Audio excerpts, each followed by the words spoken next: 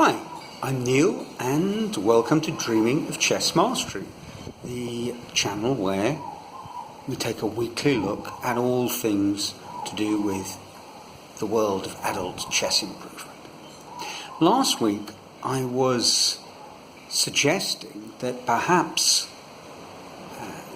one of the things that will have the biggest and most powerful immediate impact on our chess improvement isn't necessarily knowledge-based, learning something new, whether it's an idea or a technique, but is more to do with a meta level of how we play chess, and that is our focus. So developing exercises where we improve our ability to stay focused while we're thinking may have a much more highly leveraged impact on how we're playing. And this week I thought I'd pick that apart a little and suggest a very interesting exercise or two that might just do that for you. Now, one way we could go about doing this is by looking at focus through the lens of mindfulness practice. Actually, I thought about this while I was watching World Championship game a couple of days ago, and how perhaps Jan Nepomniachtchi might have benefited from a little bit of breathing exercises after he'd blundered a pawn against Magnus in game 8. Now, I'm sure he does do things like this, but it all fell apart very quickly. Having made the error, the next few moves turned a poor position, a pawn down, but one where he might realistically have struggled on and made things at least slightly difficult.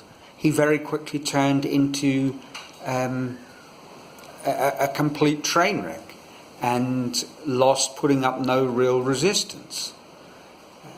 So what might one do in those circumstances? One of the things to do is to have a breathing routine where you immediately focus on your breath and regain clarity of mind. Using that sort of metaphor, put the monkey back in the cage. Nepo didn't do that. But that's not the chief focus that I'd like to make this week's video. I'd like to talk about another exercise which is somewhat more constructive and chess-based. Reading John Tisdall's Improve Your Chess Now, his second chapter focuses on blindfold chess as a means of developing your game. And blindfold chess, obviously, if you're like me, someone who would have steered clear of it, it is all about focus. And these world record breakers who play dozens of games simultaneously, blindfolded, obviously they have very powerful systems of maintaining focus. And what Tisdall offers is an idea which he calls stepping stones. But before I pick that apart, you are perhaps sitting there thinking, no, this isn't going to work. I'm skeptical, because it's a nice party trick to play a game of chess blindfolded, but in a game we do have sight of the board, so surely we should train as we play. And that seems like a reasonable argument. Tisdall talks about how people did approach the idea when he discussed it with them with a fair measure of skepticism. Not everybody. People who were pretty good at blindfold chess thought it was a great idea. People like me, who weren't good at playing blindfolded, would put up all sorts of counter-arguments. Not really surprising that we divide into those two camps. But Tisdall dispenses with the arguments with a very logical and hard to refute position, which is, look, blindfold chess is what we are doing almost all the time when we're playing a game. When you are analysing a position, when you're looking for a candidate move and you're looking at the board, sure, you have sight of the board and that's all very fine and dandy. But the moment you consider the next move after the one that you've considered, you are thinking about a new position. You are playing blindfold chess. So we all have some kind of capacity for this. We are all doing it to some degree. The point is, at what stage does it start to get a little messy in your mind? Is it after a couple of half moves? Is it further into the position? And what to do about that? So his suggestion is to develop stepping stones. Let us imagine that you can comfortably analyse 3 moves into the position, at which point it starts to become difficult. What you need to do in that position of comfort is kind of take guard.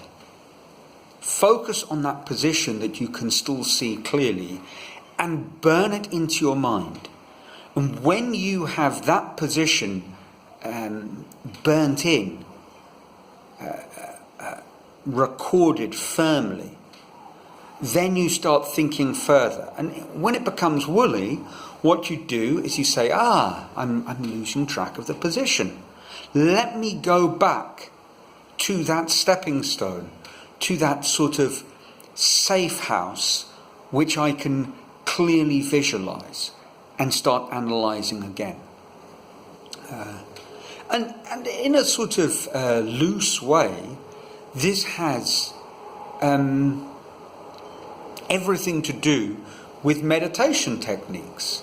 Now, if you think about what happens is you are focusing perhaps on your breathing or on a mantra, and then an annoying thought floats into your mind, and you have to let it float out again. Observe it, take stock, and go back to that position, that mental protocol. Focus on your breathing. And that is what we need to do, I think. What he's suggesting, my understanding, and I haven't trained this yet, what he is suggesting is we have to take stock of how much we realistically can think ahead, and then start tackling positions that lie just a little bit beyond our comfort zone. He gives a number of very interesting exercises, many of which require training partners. For example, he suggests that one of our difficulties will be in the distraction of looking at the game score in a book. So perhaps he seems to have found we find it easier to hear the moves called out than looking at them. That the act of looking at them ties us into a distractive process. You don't have a training partner? That's fine. Read the moves, record it on your phone, and voila, you have a training partner, a virtual you. And the idea is to take positions where, and he gives some in his book, where you have a series of moves and you then have to find the tactical solution. And he tends to begin with kind of opening traps, because we're starting from a position that we know all too well. And so that's a very interesting exercise.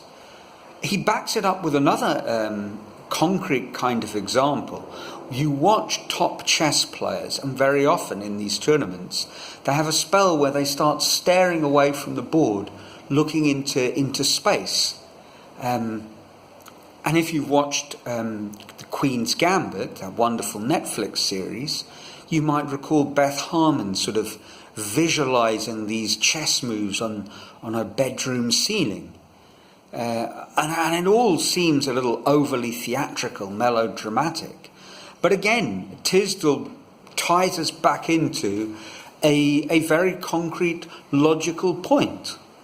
That if you're trying to visualize a position, let's imagine a few moves into some sort of combination that you're calculating, where both sides have exchanged off a pair of pieces, and you are trying to visualize the next move, calculate the next move, and at the same time you're looking at the board where those pair of pieces are still very much present, you run into a real conflict. And I thought about this, and it seems to me it's a bit like those optical illusions where, and I'm sure you've seen this one, where you can see in the picture an old lady, or you can see a young woman, but you can't see both at the same time. And perhaps that is the problem that we have in these calculating exercises when we're looking at the board.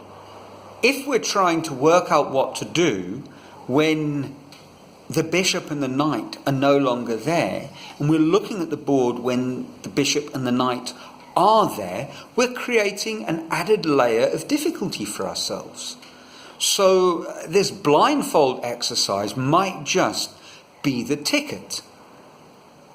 He also mentions how, for him, it was something that he would find himself having difficulty with after a certain period of time. And maybe one of the reasons was, he was just a little bit older. It was something that he did so much better when he was younger, and he wasn't so young anymore.